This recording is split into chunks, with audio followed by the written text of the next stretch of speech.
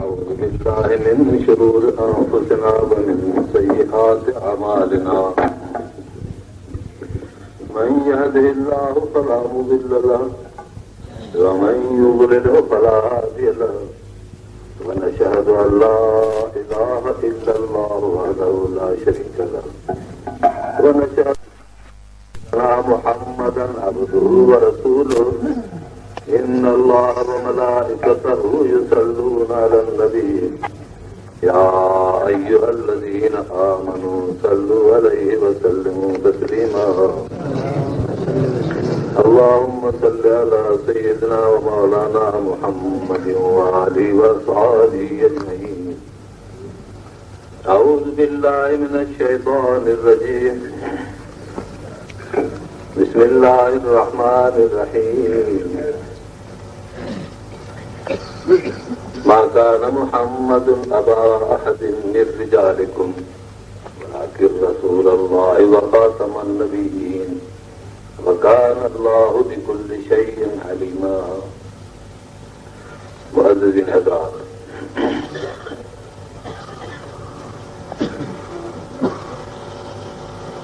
الحمدللہ ہم سارے مسلمان ہیں اور ایک عظیم مقصد کے لیے یہاں جمع ہوئے ہیں، وہ یہ کہ ہم حضور انور صلی اللہ علیہ وسلم کی سیرت کو سنیں گے۔ اللہ تبارک و تعالی ہم کو، آپ کو، سب کو حضور انور صلی اللہ علیہ وسلم کی سیرت پر چلنے کی توفیق عطا فرمائے۔ اگر دنیا میں کسی کی عادت پر چلنا ہے، کسی کا طریقہ اور طور اختیار کرنا ہے، تو اللہ تعالیٰ نے فرمایا وَآتَاكُمُ الرَّسُولُ فَخُذُوهُ وَمَا نَهَاكُمْ عَنْهُ فَانْتَهُوا۔ جو حضور انور صلی اللہ علیہ وسلم نے آپ لوگوں کو دیا اس کو مضبوط کریں، پکڑیں، اور جس سے منع فرمایا اس سے رک جائیں۔ تو یہ واقعہ ہے کہ انسان ذات کے لیے اگر کوئی راہ ہدایت ہے تو وہ ہے حضور انور صلی اللہ علیہ وسلم کی تابع داری، اور اللہ تبارک و تعالیٰ نے ان کو آخری رسول بنا کر بھیجا۔ ان کی رسالت نبوت کا مرکزی مقام بھی رکھتی ہے، جس طرح آخر الانبیاء بھی ہیں۔ فرمایا انا العاقب، میں بعد میں آیا ہوں، وانا الخاتم، میں نبوت کے عہدے کو اب ختم کرنے کے لیے آیا ہوں، اب نبوت کا عہدہ نہیں رہے گا۔ وانا الحاشر، اور میں لوگوں کو جمع کرنے کے لیے آیا ہوں، پوری دنیا کا رہبر۔ تو حضور انور صلی اللہ علیہ وسلم نے جو پروگرام بتایا وہ آخری پروگرام تھا، اور اللہ تبارک و تعالیٰ نے اپنی رضا کو نبی اکرم صلی اللہ علیہ وسلم کی سیرت اور صورت میں ظاہر فرمایا۔ اللہ تبارک و تعالیٰ کی رحمت کا اگر کوئی شاہکار ہے، رحمت کا نشان ہے، رحمت کا نمونہ ہے، اور اس رحمت کو جسم ملا ہوا ہے تو یہ ہے وجود رسول اللہ صلی اللہ علیہ وسلم۔ اللہ تبارک و تعالیٰ نے مخلوقات کو پیدا کیا، اس فرش سے لے کر عرش تک اللہ تعالیٰ کی مخلوق اس کائنات میں بستی ہے، مگر اللہ تبارک و تعالیٰ نے اپنی رضا کا خاص انعام جو ان کو عطا کرنا تھا وہ کسی مخلوق کو عطا نہیں کیا، کیونکہ رضا الہی کے لیے کچھ منزلگار چاہیے تھا جس پر رضا الہی اتر سکے، وہ کائنات میں ابھی تک موجود نہیں تھا۔ اللہ تبارک و تعالیٰ نے اپنی رحمت فرمائی، پوری کائنات کو رحمت سے پیدا کیا، مگر انتہائی رحمت اس دنیا پر وہ یہ تھی کہ اللہ تعالیٰ اس دنیا والوں سے بات چیت کرے اور اپنی رضا بتلائے اور اپنے احکامات سے سرفراز فرمائے. تو ایسی کوئی مخلوق نہیں تھی، حتیٰ کہ اللہ تبارک و تعالیٰ نے پیشکش بھی کی. فرمایا اِنَّا عَرَضْنَا الْأَمَانَةَ عَلَى السَّمَاوَاتِ وَالْأَرْضِ وَالْجِبَالِ فَأَبَيْنَ أَن يَحْمِلْنَهَا وَأَشْفَقْنَ مِنْهَا. ہم نے اس رضا کو، اس اپنی امانت کو اور اس عہدے کو کہ کس کے ساتھ بات ہو جائے، کوئی مخاطب میرا بن جائے، آسمان کو کہا، زمین کو بھی کہا، جبلوں کو بھی بلایا، سب نے انکار کیا اور سارے ڈر گئے. اس میری امانت، میری خطابت، میری مکمل رضا کے وصول کرنے سے وہ الگ ہو گئے. کہا کہ ہم کو یہ قوت نہیں ہے کہ آپ کی رضائیں پوری حاصل کر سکیں اور آپ کی احکامات پر ہم چل سکیں. اللہ تبارک و تعالیٰ نے ایک مخلوق پیدا کی اور خاص عنایت کی، اس کی رحمت کی. عنایت کی معنی ارادہ، اللہ تعالیٰ کی رحمت کا یہ ارادہ ہوا کہ ایسی مخلوق پیدا کی جائے اور فرمایا الرحمن علم القرآن. اللہ تعالیٰ نے اپنی رحمت فرمائی اور رحمت کا مظاہرہ یہ کیا کہ میں قرآن کی تعلیم دے دوں. قرآن کی تعلیم پوری کائنات میں پھیل جائے. مگر آسمان نے عذر کیا، زمین نے عجز بتایا، جبل بھی عاجز ہو گئے. تو اللہ تعالیٰ نے خلق الانسان فرمایا میں نے انسان کو پیدا کیا. پھر اللہ تعالیٰ نے انسان کو پیدا کیا. فرماتے ہیں الرحمن علم القرآن. اللہ تعالیٰ نے اپنی رحمت کی اور قرآن کی تعلیم عطا فرمائی. کس کے لیے؟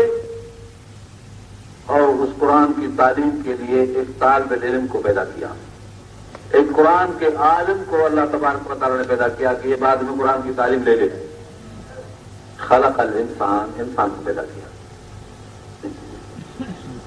اور الانسان میں مراد وہی انسان جس پر قرآن مجید نازل ہوا. فرماتے ہیں لا تحرک به لسانک فإن علینا جمعہ وقرآنہ ثم ان علینا بیانہ. اے نبی، یہ قرآن شریف نازل ہو رہا ہے آپ کے اوپر، آپ تو خاموشی سے سنتے ہیں اور آواز سے بھی نہیں پڑھتے.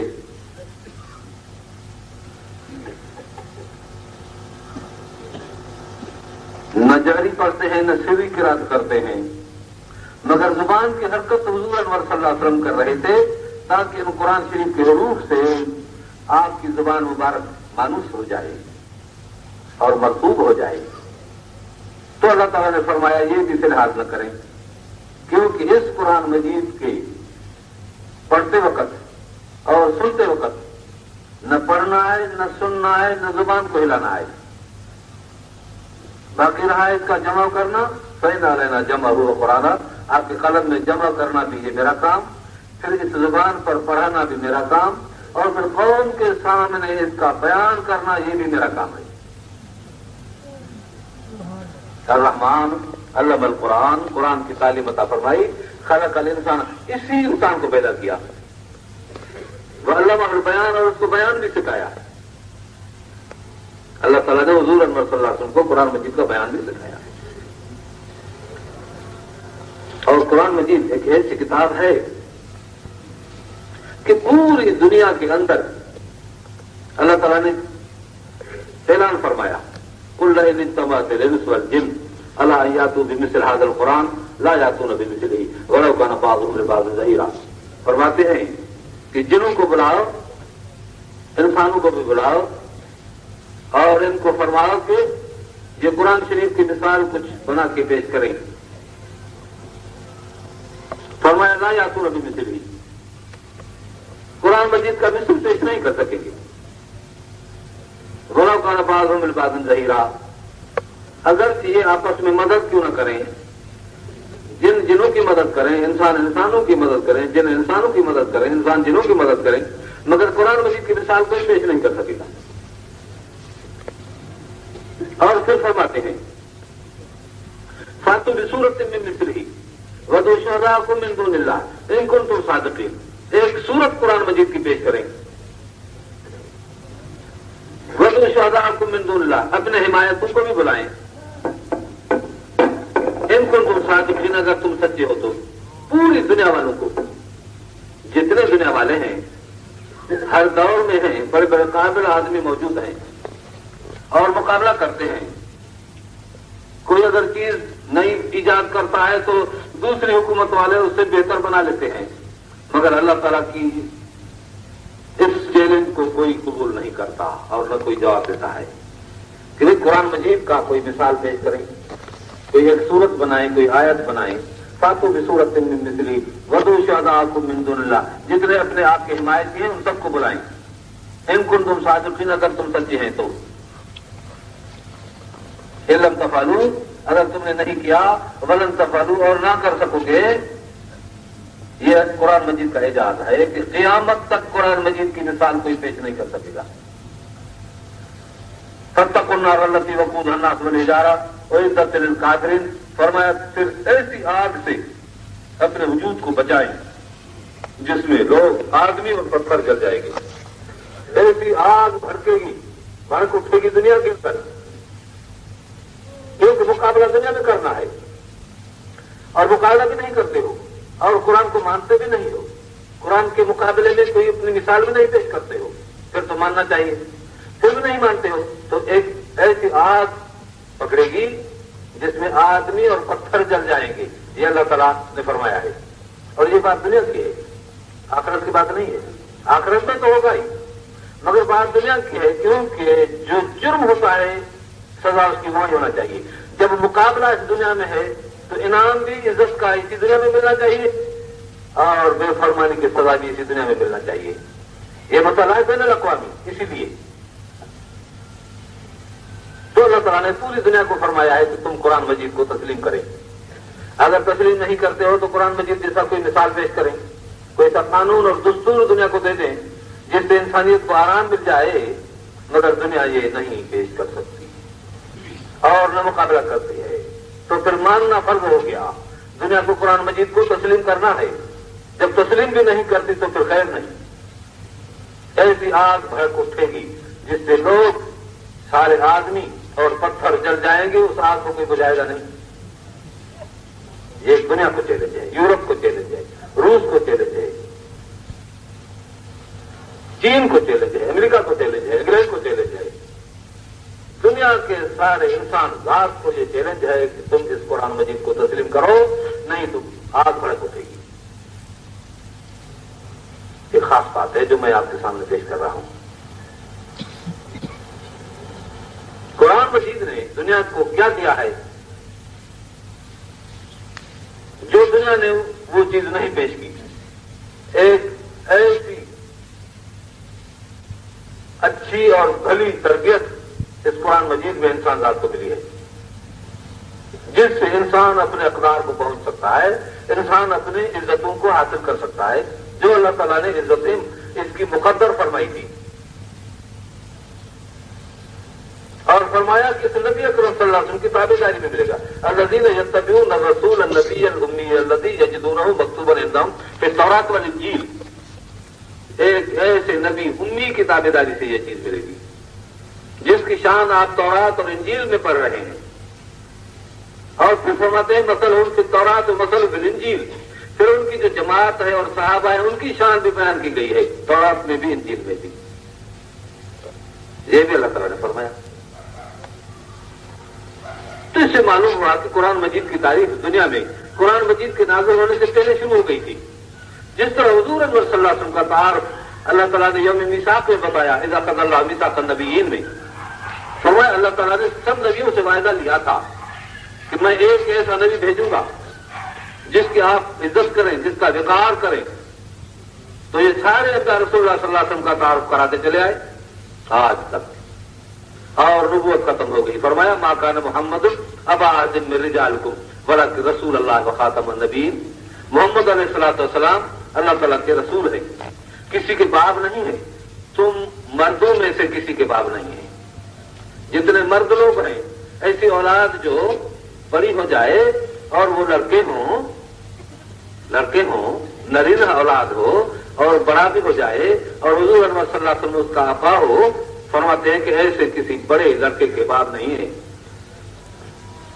حضور انور صلی اللہ علیہ وسلم کو چھوٹے بچے پیدا ہوئے تھے جو اللہ تعالیٰ کو پیارے ہو گئے، اور باقی لڑکیاں تھیں وہ بڑی ہو گئیں، ان کی شادیاں ہوئیں جو مشہور ہیں۔ تو فرمایا تم میں سے جتنے لوگ مرد ہیں ان کے باپ تو نہیں ہیں۔ اب سوال پیدا ہوتا ہے کہ جب باپ نہیں ہے تو ہمارے اوپر شفقت کیسے کریں گے؟ دنیا کے اندر شفقت کا مظاہرہ والدین سے ہوتا ہے، والدین کے سوا کسی کے پاس وہ شفقت نہیں ہے۔ شفقتیں ویسی تو ملتی ہیں مگر والدین کی شفقت کسی کے یہاں نہیں۔ جب حضور انور صلی اللہ علیہ وسلم کسی کے ابا نہیں ہے دنیا میں، مردوں میں سے کسی مرد کے ابا نہیں ہے، تو پھر شفقت کیسے ہوگی؟ ایک سوال پیدا ہوتا ہے۔ تو آپ نے فرمایا کہ یہ کیا آپ سمجھ رہے ہو؟ اگر ابا نہیں ہے تو کیا ولا کہ رسول اللہ، یہ تو اللہ کے رسول ہے۔ رسول کیا ہوتے ہیں اور اس کی شفقت کیا ہوتی ہے، تھوڑا سا اندازہ کریں۔ اللہ تعالیٰ نے فرمایا ہے وما ارسلناک الا رحمۃ للعالمین، ہم نے آپ کو جہانوں پر رحمت کرنے کے لیے بھیجا۔ تو حضور انور صلی اللہ علیہ وسلم رحمۃ للعالمین ہو گئے، رحمت کا مظاہرہ ہوا۔ رحمت اللہ تعالیٰ کی صفات میں سے ایک صفت ہے، اور فرمایا کہ اللہ تعالیٰ کی رحمت کو ہیں 100 درجے، ایک درجہ پوری دنیا کو کے اوپر نازل فرمایا، 99 درجے اپنے پاس رکھے ہیں، ایک درجہ رحمت کا اللہ تعالیٰ نے اپنے پاس رکھا، 99 اپنے پاس رکھے اور ایک درجہ پوری دنیا پر ڈال دیا۔ حضور انور صلی اللہ علیہ وسلم نے فرمایا کہ یہ ایک درجہ دنیا کے پہلے دن سے دنیا کی آخری دن تک جتنی شفقتیں ماں و بابو کی جتنی رحمتیں اپنی اولاد پر ہوتی ہیں، انسان ہوں جانور ہوں کیڑے مکوڑے ہوں، ہر ایک کو بچے پیدا ہوتے ہیں، اولاد ہوتی ہے۔ فرمایا جتنی رحمتیں دنیا کے اندر آپ دیکھتے ہیں اسی ایک رحمت کا اثر ہے، 100 میں سے ایک کا یہ اثر ہے جو پوری دنیا اس رحمت کے اندر سرشار ہے۔ حتیٰ کہ جانور اپنے بچے پر قدم بھی نہیں رکھتا، اس کو تکلیف بھی نہیں دیتا۔ تو اب ایک رحمت کو آپ پوری دنیا کے انسانوں جانوروں اور سب قسم کی جتنی زندہ مخلوق ہے اس کے دلوں پر تقسیم کریں۔ جتنے افراد ہیں رحمت کے یہ سارے اجزاء ہیں، اللہ کی ایک رحمت کے سارے اجزاء ہیں۔ جس دن سے یہ حیاتی پیدا ہوئی ہے دنیا میں، جہاں تک یہ دنیا میں حیاتی رہے گی، جتنی مخلوقات کائنات میں موجود ہیں اور اس مخلوقات میں سے زندہ مخلوق جو اپنے بچوں پر رحمت کرتی ہے، ایک ایک فرد کے اندر ایک رحمت کا جزا، ان سب اجزاء کو جب ملائیں گے تو بھی اللہ تعالیٰ کی ایک رحمت ان سب کے اوپر زائد ہے۔ یہ تو سمجھ گئے آپ۔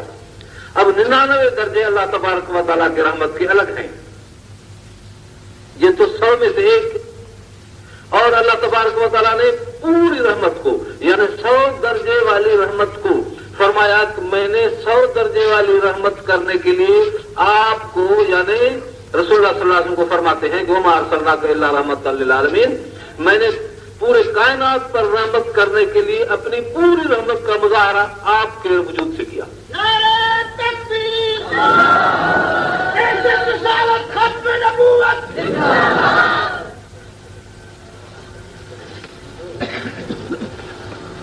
تھوڑی سی میں بات پھر عرض کروں تاکہ ذہن نشین ہو جائے۔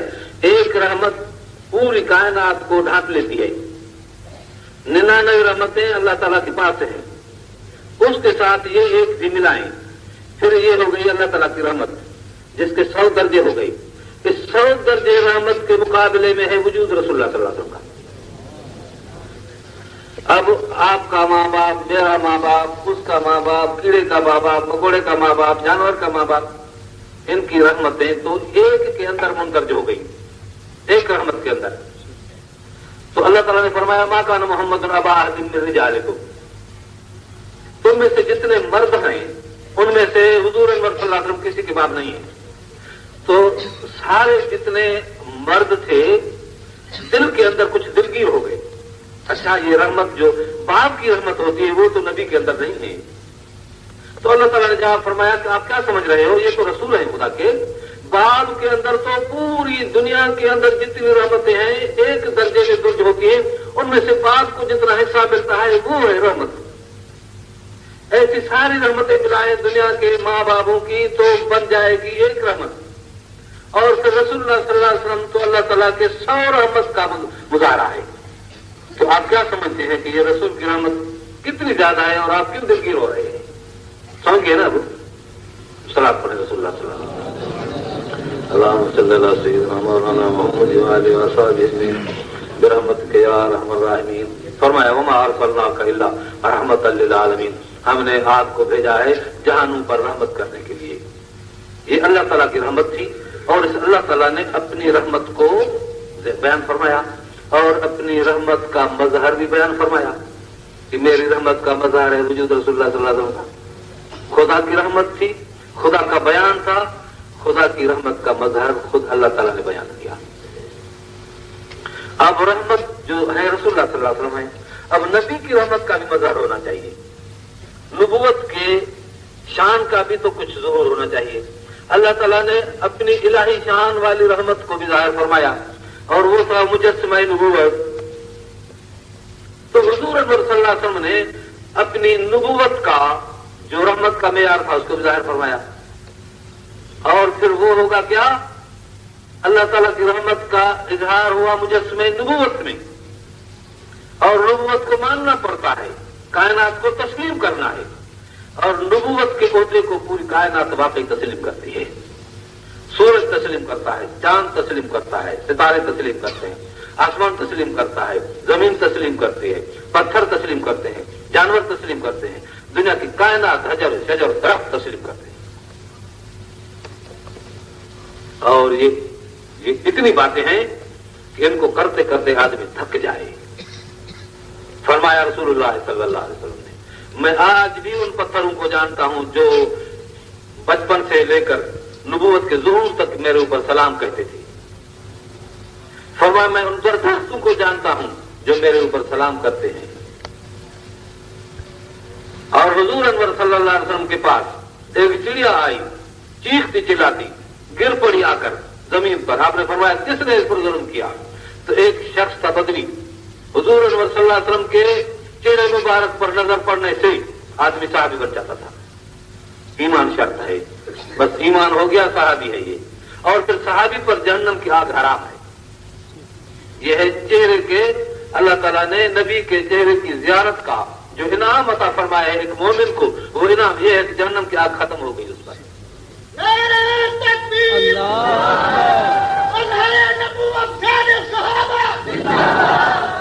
تو ایک بدری صاحب تھے، اس نے اپنے کپڑے کو جو کھولا تو بچے نکل پڑے. کہا حضرت یہ بچے میں نے لائے ہیں اس کے. تو جو اس نے کھولے تو وہ جو چڑیا تھی ان کے بچوں پر گر گئی. کسی کا ڈر نہیں کرتی تھی. آخر بارگاہ نبوت میں کیا ڈر ہے کسی کا؟ آپ نے فرمایا دیکھو آپ نے کیسا ظلم کیا ہے اس پر، کیوں اس کو لایا؟ کہا حضرت میں نے تو اپنے بچوں کے کھیلنے کے لیے اس کے بچے. فرمایا بالکل غلط ہے، آپ جاؤ اور اس کے بچے وہاں اس کے گھونسلے میں رکھو. پھر جب وہ لے گیا تو چڑیا اس کے سر پر منڈلاتی چہچہاتی خوشیاں کرتی چلی گئی تھی. یہ آیا ہے، یہ واقعہ ہے مدینہ منور کا. ایک واقعہ ہوا، بدری آیا، ایک گول آئی، اپنی گودڑی سے نکالی، حضور انور صلی اللہ علیہ وسلم کی خدمت میں مسجد نبوی کے اندر چھوڑ دی. کہیں نہیں جاتی تھی اور زیارت میں بیٹھ گئی. حضور انور صلی اللہ علیہ وسلم کی طرف اپنا منہ کر کے چہرے کی زیارت کرنے لگی. تو آپ فرماتے ہیں کہ مسجد یا بدری کیا تم نے لایا ہے؟ تو اس نے عرض کیا کہ حضرت جیت بالضبط میں نے گو کو لایا ہے، انعام امن، اگر یہ ایمان لائے تو میں بھی ایمان لاؤں گا. تو آپ پوچھنے لگے من انا یا رب، اے گو میں کون ہوں؟ تو اس گو نے فنطق الضب بلسان عربی فصیح، عربی صاف زبان میں بولنے لگی، انت محمد الرسول اللہ۔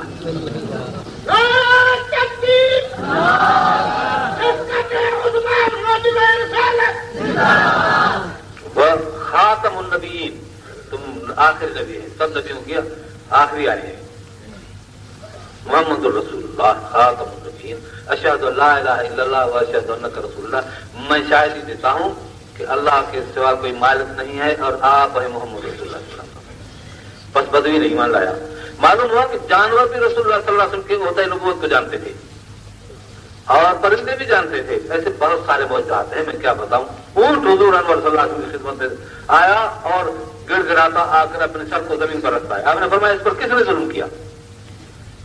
فرمایا ان کے مالک کو بلاؤ۔ جب مالک آیا تو آپ نے فرمایا کہ کیا اس پر آپ نے ظلم کیا ہے، بڑی تکلیف دی ہے، کھانا کم دیا ہے اور کام بہت؟ اس نے کہا حضرت واقعی یہ بات ہے۔ فرمایا اس طرح نہ کریں، اس کو آرام پہنچائیں، کھانے کو بھی دے دیں، پھر کام بھی کرائیں، اور اس طرح اونٹ کا بھی فیصلہ کیا۔ معلوم ہوا کہ اسلام میں عدلیہ اتنی مضبوط ہے کہ کسی جانور کا حق بھی تلف نہیں ہوتا۔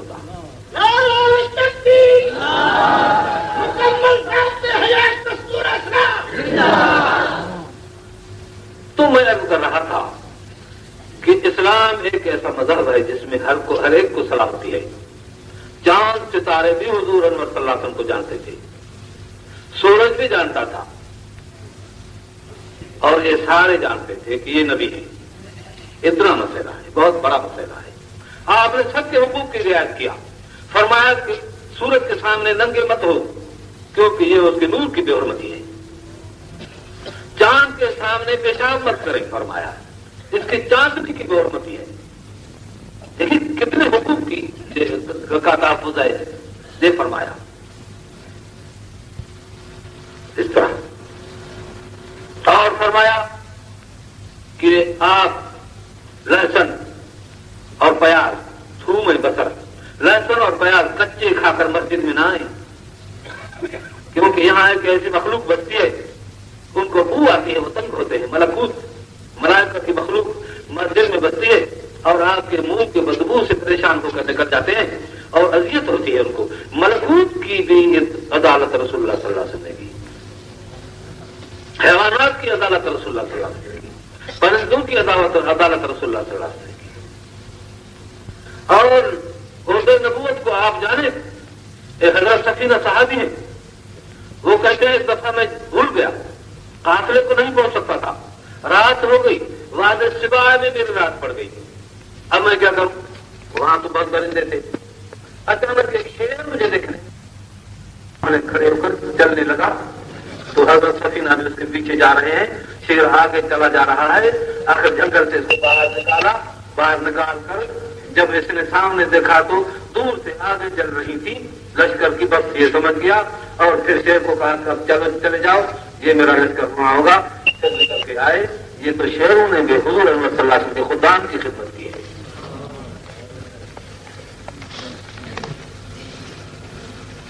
اسلام نے جتنی حفاظت کی ہے، خاتم النبیین نے جتنی حفاظت کی ہے، بہت بڑی حفاظت ہے۔ فرمایا ولا کہ رسول اللہ، یہ اللہ کے رسول ہے۔ اور اب سوال ایک وقت پیدا ہوتا ہے جب اللہ کے رسول ہے تو وما محمد الا رسول قد خلت من قبلہ الرسل افإن مات او قتل انقلبتم علی اعقابکم۔ جب قرآن مجید فرماتے ہیں کہ محمد علیہ السلام اللہ کے رسول ہیں اور رسول جس طرح گزرے ہیں یہ بھی گزر جائیں گے اپنا وقت بسر کر کے، اب کیا ہوگا؟ سوال پیدا ہوتا ہے، پھر دلگیر ہو گئی امت۔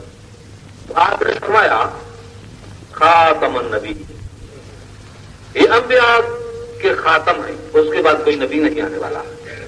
ولا کہ رسول اللہ و خاتم النبی، اللہ کے رسول ہیں اور انبیاء کے خاتم ہیں، ان کے بعد کوئی نبی نہیں آئے گا قیامت تک۔ تو پھر دین کس طرح چلے گا؟ یہ مسئلہ ہے، دین کس طرح چلے گا؟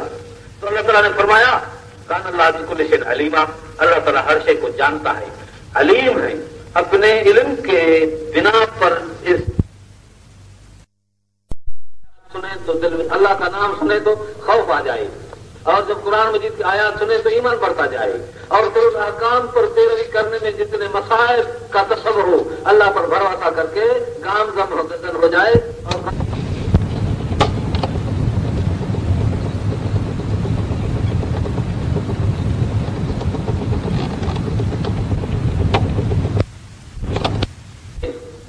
جو چیز ہم کو عطا فرمائی ہے، ایک ہے نفس کی عزت، دوسری ہے نسل کی عزت اور حفاظت، تیسری ہے انسان کی ملکیت کی حفاظت. یہ تین حفاظتیں ہیں، تین حفاظتیں دنیا میں کسی کے پاس نہیں جو اسلام کے پروگرام میں ہیں. ایک حدیث شریف میں آیا، آپ فرماتے ہیں، بخاری شریف کی روایت ہے، تین شخص جا رہے تھے جبل کے راستے میں، بارش پڑ گئی اچانک، سردی کی موسم تھی. انہوں نے خیال کیا کہ اگر بھیگ جائیں گے اس پانی میں تو سردی ہے، تکلیف ہوگی. ایک غار میں گھس گئے، جبل کا ایک غار تھا، اس میں گھس گئے اندر، حفاظت تھی، وہاں گرم ہوتا ہے غار. اور یہی ارادہ کہ جب بارش ختم ہو جائے گی تو پھر ہم نکل پڑیں گے باہر، راستے میں چلے جائیں گے. تو اچانک ایسا معاملہ ہوا کہ بڑا ایک پتھر تھا، وہ اوپر سے جو لڑکا پانی کے گرنے سے تو اس غار کے منہ پر برابر ڈھکنے کی طرح آ گیا، جس طرح ڈھک رہا جائے. انہوں نے جو دیکھا کہ پتھر آ گیا ہمارے غار کے منہ پر، زور دینے لگے، مگر زور کیا؟ روایت میں آتا ہے 50 آدمی اگر ہوتے ایک دم زور لگاتے تو شاید ہٹ جاتا. صرف 3 اور غار کے اندر ڈھکنے کے نیچے، گویا کنویں میں ایسے اندر بند ہو گئے. اب کوئی نہ سننے والا، نہ آواز باہر سنائی دے کسی کو، نہ کوئی باہر سے اس کام کو کرانے والا کہ بھائی ہمارے آدمی اندر پھنس گئے، کون کسی کو بتائے. تو ان لوگوں نے آپس میں فیصلہ کیا کہ بھائی اب تو کوئی چارہ نہیں سوا اللہ تعالیٰ کے، اور اس کو ہی ہم پکاریں اور اللہ تعالیٰ کو اپنے اعمال کا، اچھے اعمال کا واسطہ دے دیں. پھر ایک نے کہا کہ ٹھیک ہے، میں دیتا ہوں واسطہ اپنے اللہ تعالیٰ کو ایک عمل صالح کا. حضور انور صلی اللہ علیہ وسلم نے فرمایا، آپ رجل قبل یجفارق، مزدور کو آپ مزدوری کا صلہ پہلے دے دیں، اس سے قبل کو اس کا پسینہ خشک ہو جائے. پسینہ خشک ہو جانے سے پہلے مزدور کو اس کی مزدوری دے دیں. یہ فرمان ہے نبی. تو اس کے پاس کچھ مزدور کام کر رہے تھے، اس نے اب وہ بات جتلائی اللہ تعالیٰ کے سامنے، اور وہ تو سن رہے تھے. جب شام ہوئی مزدوروں کے سامنے میں نے پیسے تقسیم کیے ان کی مزدوری کے، تو ایک مزدور نے کہا کہ مجھے زیادہ دے دو. اس نے کہا کہ میں کیسے زیادہ دے دوں آپ کو؟ بھائی جب مزدوری یہ ہے تو کیسے زیادہ دوں؟ اگر آپ کو زیادہ دوں گا تو یہ بھی اس پر بحث کریں گے، کہیں گے کہ ہم کو بھی دے دو. مگر وہ نہیں مانا. آخر اس نے مزدوری پوری نہیں لے لی، خفا ہو کر چلا گیا. اس نے تو باقی مزدوروں کو دیکھ لیا. اب یہ خیال کرنے لگا کہ ایک مزدور کی مزدوری میرے پاس رہ گئی، میں کیا کروں اس کو؟ جب وہ بڑھانے کے لیے کر رہا تھا میں نے بڑھایا بھی نہیں. تو اس نے اس کا غلہ لے کر گئے ہوں اور وہ بو دی، زمین میں کاشت کر دی، اس سے فصل پیدا ہوا بڑا، اور اس کو جمع کیا، کچھ خرچے میں اتارا اور کچھ اس سے بکریاں لے لی، اور پھر دوسرے سال غلہ بو دیا. وہ کھیت ہو گئی اور بکریاں بھی بڑھنے لگی. بکری کا بھی ایک سال میں 2 فصل ہوتے ہیں، 2 دفعہ بچے دیتی ہے. ایسے بکریوں کا جو ریوڑ تھا وہ بھی بڑھتا گیا، اور پھر گائیں کچھ خرید کی اور پھر وہ گائیں بھی بڑھنے لگی. 8-10 سال کے بعد پھر وہ مزدور آ گیا. کہا اتق اللہ فی اجرتی، خدا سے ڈر میری مزدوری مجھے دے دو. اس نے کہا اچھا بھائی آؤ دے دو. تو یہ لے گیا اس کو غلے کے پاس، کہا یہ غلے آپ کی مزدوری کے ہیں. اس نے کہا بھائی یہ تو میرے نہیں. کہا اچھا بھلا آ جاؤ. پھر جو بکریوں کا ریوڑ تھا اس کے پاس لایا تو کہا بھائی یہ آپ کی مزدوری ہے.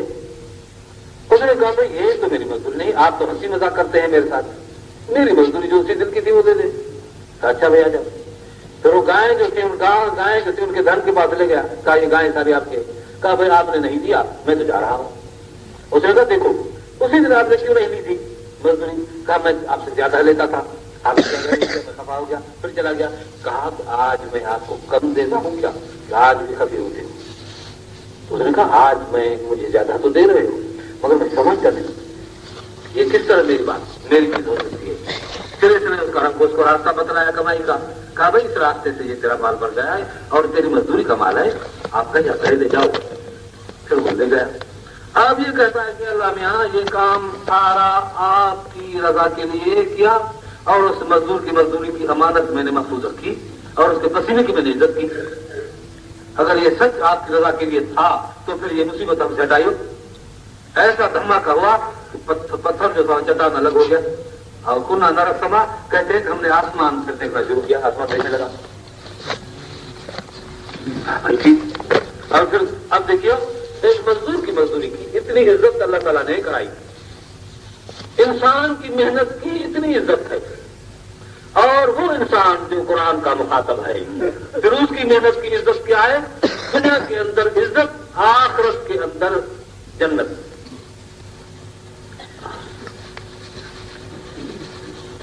अब इस इंसान को दुनिया के अंदर किस तरह से बात किया गया है? आप मुर्गी फार्म बनाए, सारी मुर्गियां आपकी हैं, अंडे भी आपके हैं, उनके परो बाल भी आपके हैं, हड्डियां भी आपकी हैं, गोश्त भी उनका, गोश्त भी उनका। आप उनको काटें, खाएं, बेचें, अंडे सारा आपका है। और फिर उन मुर्गियों को आप कितना खुश रखते हैं, उनके खाने भी होते हैं, ग़िज़ाएं भी होती हैं, दवाई भी होती है, सारी संभाल भी होती है कि नहीं? बच्चे भी आप संभालते हैं, चील कवे से उनकी हिफाजत करते हैं, गीदड़ नोर से आप उनकी नोरों से हिफाजत करते हैं। बहरहाल इतनी हिफाजत के बाद वो जितनी मुर्गियां हैं किसी माल की मालिक नहीं है, ये सारी आपकी मिल्कियत है, आपके लिए। और गायें आप उनका फार्म बनाए, दूध भी आपका है, उनके पोस्त भी जो खाल उतारते हैं ये भी आपकी है, गोश्त भी आपका है और बच्चे भी उसके आपके हैं।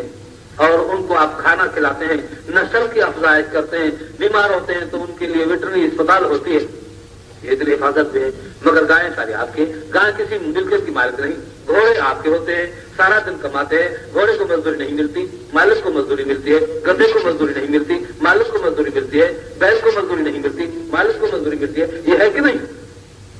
आपके सामने पूरी दुनिया फार्म की हैसियत रखती है, आप सारी दुनिया को काम ला सकते हैं, मगर आप इंसान किसी के फार्म का मेंबर नहीं है कि आपको कोई इस तरह काम लाए कि आपके हाथ में कुछ न हो और वो आपकी मजदूरी खाए, आपकी मेहनत से वो आबाद हो जाए और आप वैसे ही जानवरों की जिंदगी गुजारे।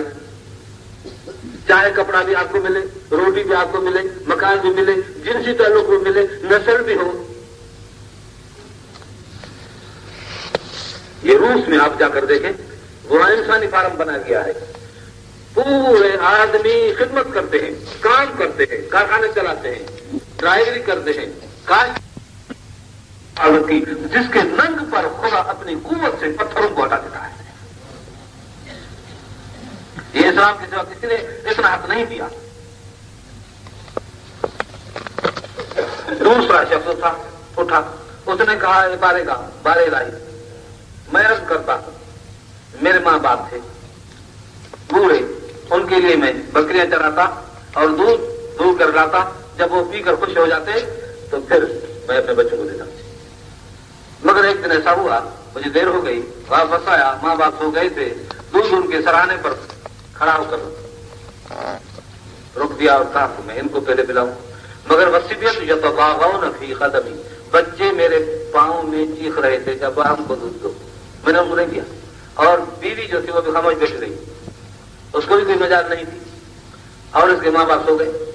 आधी रात तक ये खड़ा रहा और दूध का प्याला उसके हाथ में है, अपने पेट के साथ उसको मुत्तसिल कर दिया ताकि पेट और जिस्म की गर्मी से प्याले की गर्मी महफूज रहे, ताकि आधी रात तक ठंडा हो जाए और पीने में माँ बाप को तकलीफ न हो। खड़ा रहा, बच्चे सो गए, बीवी सो गई, भूख पर सो गए, प्यासे सो गए। जब माँ बाप उठे तो कहा बेटा क्या है? तो कहा मैं आपके लिए दूध रोके रखा हूं। तो कहा किस वक्त से? कहा आप सो गए थे उसी वक्त का गया। बड़े दुख वाले हो गए, दुखी हुए। कहा तुमने बेटा ये क्या किया? कहा बस आपकी खिदमत के लिए। इसी बात पर तो खुश हुए मगर दुख भी हुआ कि बच्चों को, फिर उन्होंने दूध दिया, फिर बच्चों को पिलाया। ए अल्लाह, अगर मैंने माँ बाप की आपकी फर्माबरदारी की बिना पर ये रियायत की है तो ये पत्थर हमसे हटाओ, तो दूसरा दफा धमाका हुआ, पता लग गया। ये है माँ बाप की इज्जत, नस्ल की इज्जत। अब यूरोप में आप जाएं, इंग्लैंड में जाएं, जो बड़ा सुधरा हुआ मुल्क है, जो हमारे मुसलमानों के जितने मुल्क हैं, उनको देखकर उनके मुंह में पानी आ जाता है, मगर वो माँ बाप की जो हालत है वो मतलब बता रहा हूं आपको। और यहाँ जितने आदमी हैं उनमें से कई लोग इन बातों को जानते होंगे जाती तौर पर, कि जब माँ और बाप बूढ़े हो जाते हैं तो उनको घर से निकाला जाता है। वहाँ अखाड़े बने हुए हैं हुकूमत के, आधा तनख्वाह ये देता है, आधा तनख्वाह हुकूमत देती है, फिर वो बूढ़ा वहाँ छोड़ा जाता है, बूढ़ी माँ को भी वहाँ छोड़ देते हैं और बाप को भी छोड़ा जाता है, जबकि उसकी मेम साहब इनको नहीं पसंद करती, कहते कि ये खांसते हैं और बार बार मांगते हैं इधर उधर, मुझे मेरी तबीयत इनको देखना नहीं चाहती। तो अपनी उस मेम साहब को राजी करने के लिए माँ बाप को उसी अखाड़े में छोड़ देता है और आधा तनख्वाह देता है, और फिर उसकी मर्जी है कि वहाँ उनको देखने के लिए जाए या न जाए। जो अच्छे और फर्माबरदार यूरोप के सारे लड़के होते हैं वो 8वें दिन अपने बाप को देखने के लिए जाते हैं और फिर उनके लिए भी थोड़ा सा फ्रूट भी ले जाते हैं, मगर रहते हैं वहाँ अखाड़ों में और हुकूमत उनसे कुछ न कुछ काम लेती है जो आधा तनख्वाह। क्या ये इज्जत है? वो वहाँ खुश है, वो कहते हैं हमारा बच्चा, अगर कहीं किसी का ऐसा बच्चा हो जो 8वें दिन आ जाए तो वो कहते हैं बस हमारा बच्चा ऐसा फर्माबरदार है कि ना पूछिए, 8वें दिन मेरे पास आता है तकलीफ करके। छुट्टी के दिन में, आतवार के दिन उनके पास जाते हैं और खुश होते हैं। बस ये हालत है वहां की। और यहाँ कितनी इज्जत है माँ बाप की। फरमाया अल जन्नत तहता अक़दामिल अबनाइन, माँ बाप के कदमों में जन्नत है, जन्नत है माँ बाप के कदमों में। एक हमारे दोस्त मीर साहब बेचारे बाहर से आते तो अपने माँ के कदमों में अपनी टोपी और पगड़ी उतार कर रखते। माँ कहती बेटा ये क्या करते हो? कहा मैं क्या करूं, अल्लाह के रसूल ने फरमाया है कि तेरे पाँव के अंदर जन्नत है, मैं क्या करूं? अम्मा जान मुझे आप रोके मत। अगर बेचारा बाहर होता था, कुछ दोस्त अहबाब आ गए, कुछ अमीर आ गए, उनको रोके रखा होता में तो टोपी अपनी किसी लड़के के साथ भेज देता कि बाहर जाओ अम्मा के कदमों पर रखो, आया हूं माफ करें मैं भी आता हूं। ये इस्लाम इतनी इज्जत सिखाता है माँ बाप की। और वहां की ये बात है कि उनकी जो बीवी है वो चाहती नहीं कि माँ बाप इनके घर में रहे। इस्लाम ने माँ बाप की इज्जत अदा फरमाई है। और अल्लाह ताला ने फरमाया ला यमस्सुहु इल्लल मुतहहरून, ताहिर नस्ल जो होता है। और फिर क्या इज्जत है इसने कहा कि देखो उस पसीने की इज्जत ये है कि ये इसकी मिल्कियत है और खुदा ने इतना दाद दिया और अल्लाह के रसूल ने फरमाया इसके पसीने के खुश्क होने से इसकी मजदूरी पे रखो। और फिर मुजरिम को क्या सजा है जो इसके पसीने की कमाई को उचक ले जाए, चोरी करके ले जाए तो उसके हाथ को काटा जाए। जो एक इंसान जात के हाथ की कमाई की इज्जत नहीं करता ऐसा हाथ दुनिया में मत रहे। और जो इस नस्ल के अंदर ज्यादती करता है और मुदाखलत करता है, नाजायज नस्ल की पैदावार करता है, तो फिर उसके सिर कलम करने की इस्लाम ने बतवा दी। क्योंकि ला यमस्सुहु इल्लल मुतहहरून, ये कुरान मजीद पाक किताब है। इस पाक किताब के हाथ लगाने वाले भी पाक नस्ल वाले होंगे, हरामी नस्ल वाले नहीं होंगे।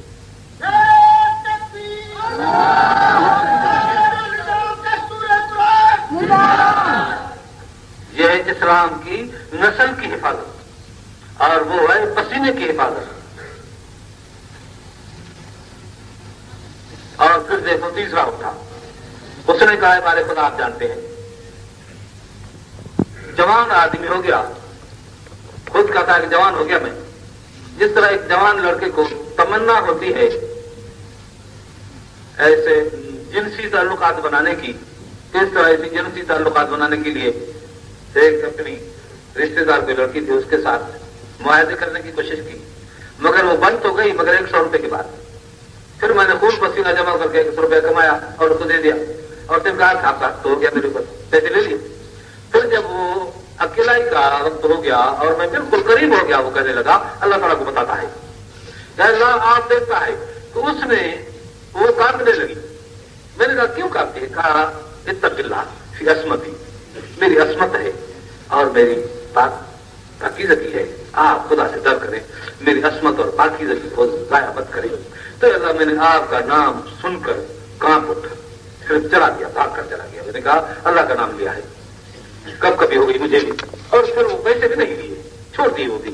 अगर ये आपकी रजा के लिए अस्मत दरी भी नहीं की, अपने को भी महफूज रखा, ये आपकी रजा के लिए अगर मैंने किया है तो मुसीबत हटाओ। तो फिर तीसरा धमाका जो हो गया तो बिल्कुल پورے غار سے وہ الگ ہو گیا پتھر سے، یہ مزے سے باہر نکل پڑی۔ یہ اللہ تعالیٰ نے اتنی انسان ذات کی پاکیزگی کو پسند کیا ہے اور ایسے نسل کو محفوظ رکھا ہے۔ اور یہ نکاح کا جو مسئلہ ہے، معاہدے کا اس طرح مسئلہ ہے، اور روس میں یہ نہیں ہے۔ روس والے کہتے ہیں کیا ہے اس میں، ایک بکریوں کا ریوڑ ہے، اگر کسی اپنے ریوڑ کے نر سے اگر نہ بھری جائے تو کسی دوسرے سے ہی بھر جائے، کیا غیرت کی بات ہے۔ وہ کہتے ہیں کہ عورت استعمال کی چیز ہے، استعمال کرنے سے کوئی کم تھوڑی ہوتی ہے۔ ایسے میرے پاس ان بیانات کے ثبوت ہیں۔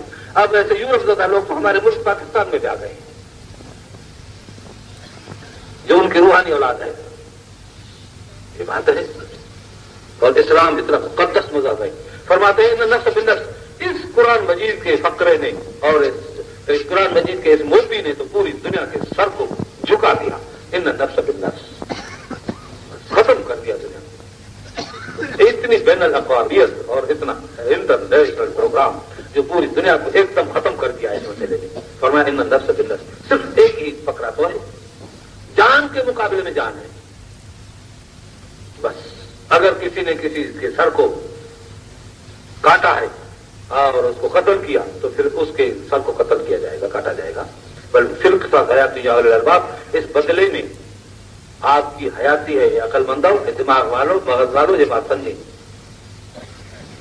یہ اللہ تعالیٰ نے فرمایا ہے قرآن مجید میں، ان نفس بالنفس۔ پوری دنیا کے اندر یہ ایک پروگرام نہیں ہے، اور اس میں بین الاقوامیت کو دیکھیں، یہ ہمارا ملک پاکستان ہے، اس میں غیر مسلم بھی ہیں، مسلم بھی ہیں۔ یہ ملک مسلمانوں کا کہا جاتا ہے اور اسلام کے لیے بنا تھا۔ 32-33 سال ہو گئے، لا الہ الا اللہ کی قوم ہے، حلال کی قوم ہے، ہر نکاح کی قوم ہے، مگر آج تک قرآن قانون کو نافذ نہیں کیا گیا۔ یہ اور بات ہے، ملک تو مسلمانوں کا ہے، مگر مسلمانوں کے ملک میں اسلام کے لیے یہ اتنی گنجائش نہیں کہ ان کو قانون ہو دیا جائے۔ جو انگریزوں کا قانون تھا فرسودہ 150 برس کا، جو ہمارے ملک میں انہوں نے مسلط کیا تھا، ابھی تک اس کے اجزاء اور دفعات ہمارے ملک میں جاری ہیں۔ کافر تو اپنے ملک کے کفر کے لیے وفادار ہیں، مگر ہمارے ملک کے مسلمان اسلامی دستور کے لیے ملک کے ساتھ وفاداری نہیں کرتے۔ کافر کفر کا وفادار ہے اور مسلمان اسلام کا وفادار نہیں ثابت ہوا آج تک۔ تو میں عرض کروں، ان نفس بالنفس کتنی بین الاقوامیت ہے، پوری دنیا کو شرمسار کرنے والا قانون ہے ہمارا۔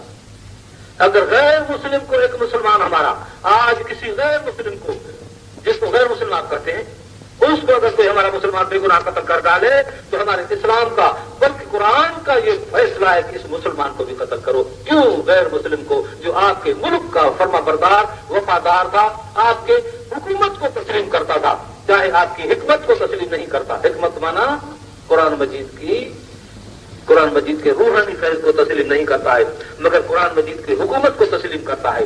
اس لیے حکومت کو تو تسلیم کرتا ہے، اس لیے اس کی جان کا بھی تحفظ، اس کے مال کا بھی تحفظ، اس کی بیوی کا تحفظ، اس کے بچے کا تحفظ۔ اگر کسی نے اس کے سر کو قتل کر ڈالا اور مارا اس کو، تو پھر اس کا قاتل کا سر بھی اس طرح ہی کاٹا جائے گا۔ اور یہ بترائے پوری دنیا کے اندر کہیں ہے اتنا، اور انسان کی کتنی عزت ہے اس عزت کے سبب سے۔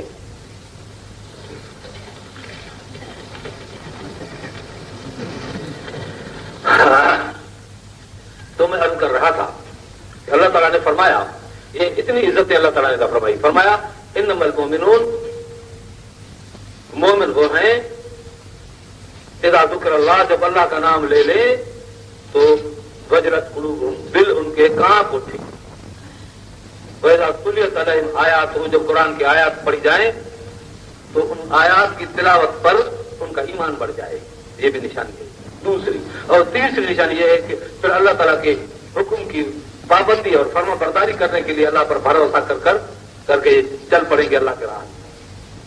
فرمایا وَالَّذِينَ يُقِيمُونَ الصَّلَاةَ وَمِمَّا رَزَقْنَاهُمْ يُنْفِقُونَ، وہ لوگ جو نماز قائم کرتے ہیں، اللہ تعالیٰ کی عبادت کرتے ہیں اور اپنے مال سے زکوٰۃ بھی دیتے ہیں۔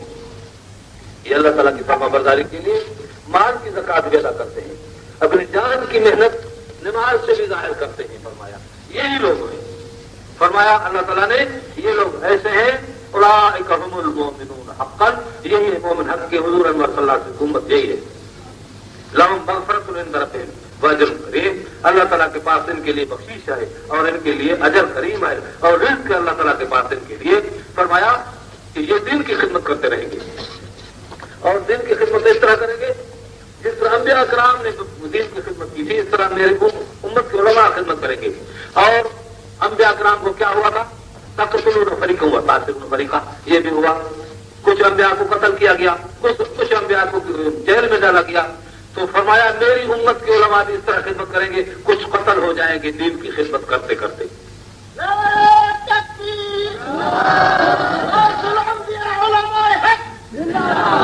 حضرت امام حسین رضی اللہ تعالیٰ نے شہید ہوئے، دین کی خدمت کے لیے شہید ہوئے، اور شہادت کا جو یہ معاملہ ہے وہ آج تک چلا آ رہا ہے، اور گرفتاری کا جو معاملہ ہے آج تک چلا آ رہا ہے۔ جس طرح انبیاء کرام کو اس وقت کے لوگ گرفتار کرتے، آج بھی اس طرح آج تک یہ چلا آ رہا ہے، اور گرفتاریاں بھی ہوتی ہیں، قتل بھی ہوتے ہیں۔ پھر ایک طرف یہ، دوسرا طرف یہ کہ انبیاء کرام کو اللہ تعالیٰ نے وہاں کامیاب بنایا۔ کس طرح کامیابی ہوئی؟ انبیاء دین کو لے کر اٹھتے، پھر حکومت والے دنیا کے سرمایہ دار اس زمانے کے ان کے سامنے آتے اور کہتے کہ تم نبی کس طرح کے ہو، کچھ ہم کو دکھلاؤ بتلاؤ، پھر وہ دکھلاتے۔ حضرت موسیٰ علیہ السلام کو فرعون نے کہا تم اگر نبی ہے تو کیا ہے تیرے پاس، کوئی برہان بتلاؤ۔ اس نے اپنی لاٹھی کو چھوڑ دیا تو سانپ بن گئی اور چلنے لگی۔ فرعون دہل گیا، ڈر گیا، کہا اس کو پکڑو پکڑو، پکڑا تو پھر لاٹھی بن گئی۔ کہا اور کیا ہے آپ کے ساتھ؟ کہا یہ میرا ہاتھ دیکھتے ہو؟ کہا ہاں دیکھتا ہوں۔ اپنے اس بغل میں ڈالا، یہ جو قلب والا بغل ہے، پھر جو نکالا تو قلب کا نور اس کے ہاتھ پر آ گیا اور سورج کی طرح چمکنے لگا۔ فرعون کی دربار شاہی میں یہ ہوا، فرعون نے دیکھ کر اس کی آنکھیں چکا چوند ہو گئی اور آنکھیں بند کرنے لگا۔ سورج کے سامنے کسی کی آنکھ کھلتی ہے، کہا بند کرو بند کرو۔ پھر اپنے قلم پر جو رکھا تو وہ نور سارا سمجھ کر قلم میں چلا گیا، یہ نور نبوت باہر نکل پڑا تھا۔ یہ حضرت موسیٰ علیہ السلام نے معجزہ دکھایا۔ اور اس طرح ارسلنا علیہم الطوفان والجراد والقمل والضفادع والدم آیات مفصلات، اللہ تعالیٰ نے فرمایا بہت سارے معجزات، طوفان اور تتیدل اور یہ جوئے اور کیڑے مکوڑے اور طوفان اور خون، پورا پانی ملک کا خون بن گیا۔ جتنے امیر پانی پیے تو وہ پیالہ خون کا بن جائے۔ غریب جو سکتی تھے موسیٰ علیہ السلام کی قوم کے، ان کے سامنے پانی پانی رہے، ان کے ساتھ خون رہے۔ آخر ایک برتن میں پینے لگے تو آدھا خون کا بن گیا، آدھا پانی کا۔ یہ تھی حالت۔ تو اللہ تعالیٰ نے اتنے معجزات عطا فرمائے انبیاء کرام کو، اور انبیاء کو اللہ تعالیٰ نے کامیاب کیا۔ اب سوال اٹھتا ہے کہ اس امت کے علماء کو جب انبیاء کی طرح یہ کام کرتے ہیں، کون سا معجزہ ان کے ہاتھ میں ہے جو ان کا انکار کرے تو اپنی بات کو کس طرح تسلیم کرا سکتے ہیں؟ سوال پیدا ہوتا ہے۔ تو اس کے لیے میں جواب عرض رکھوں، اور وہ ایک ہی بات ہے، عرض کر کے پھر ختم کروں گا۔ کورونا کے پاس بھی معجزہ ہے، یہ اپنی محنت کا شاہکار اس نے بتلایا، مگر قرآن مجید کے جتنے اجزاء ہیں اور قرآن مجید کے جتنے حروف ہیں، کہیں الف لام میم ہے، کہیں کاف ہا یا عین صاد ہے، کہیں عین سین قاف ہے، کہیں حامیم ہے، کہیں حامیم عین سین قاف ہے، کہیں قاف ہے، کہیں نون ہے، کہیں کوئی لفظ ہے، اور پھر ان کی جو آپس میں صورت کے ساتھ مناسبت ہے، اور جتنے حروف ہیں پھر حروف کی اور جملوں کے جو آپس میں مناسبت ہے، اور جتنے مضمون ہیں ان مضمونوں کے جتنے جوڑ ہیں، آپ ان کو دیکھیں تو پھر بے ہوش بن جائیں۔ یہ اللہ تعالیٰ نے فرمایا اتنا قرآن مجید کا اعجاز ہے۔ تو یہ اعجاز قرآن مجید کا قیامت تک چلے گا۔ فرمایا لا ينقضي عجائبہ، قرآن مجید کے عجائبات ختم ہونے والے نہیں ہیں، یہ بھی فرمایا۔ تو یہ بھی ایک عجیب بات ہے کہ جو قرآن مجید کی آیت پیش کرے گا، جس طرح موسیٰ علیہ السلام نے اپنے عصا کو پیش کیا اور اپنے ید بیضا کو پیش کیا، طوفان جراد اور قمل کو پیش کیا، ہمارے علماء اب ایک آیت کو پیش کریں گے دنیا کے سامنے، اپنے حکومت کے سامنے، حکام کے سامنے، تو پھر اگر وہ مان لیں گے تو ان کی بڑائی ہے، نہیں مانیں گے تو پھر کیا ہوگا؟ معجزے کی جو بے حرمتی ہے، جب معجزے کی بے حرمتی لازم آئے گی تو معجزے کی بے حرمتی میں عذاب الہی آتا ہے، عذاب الہی آئے گا، بالکل عذاب الہی آئے گا اگر معجزے کا انکار کرتے ہیں۔ حضرت صالح علیہ السلام کی اونٹنی کا معجزہ ظاہر ہوا، جبل پھٹا، اونٹنی پیدا ہوئی، باہر آ کر بچہ جنا اور پورے ملک کو دودھ پلاتی، مگر اس اونٹنی کو کسی کردار نہ لے ایک منوج شخص کا قتل کیا اور اس کے پاؤں کاٹے، اونٹنی مر گئی، اب الہی عذاب آیا۔ اس طرح موسیٰ علیہ السلام نکل گئے، فرعون نے ان کی بے حرمتی کی، آخر اپنی قوم کو لے کر نکلے، فرعون بھی ان کے پیچھے چلا، اللہ تعالیٰ نے ان کو غرق کر دیا۔ شعیب علیہ السلام کی قوم، اس طرح لوط علیہ السلام کی قوم، اس طرح حضرت قوم سمود کی، اس طرح سارے بے فرمانی کے باعث ختم ہوتے چلے گئے۔ حضرت ابراہیم علیہ السلام کے سامنے نمرود ختم ہوا، اس طرح دین کے بے حرمتی کرنے والے ختم ہو جاتے ہیں۔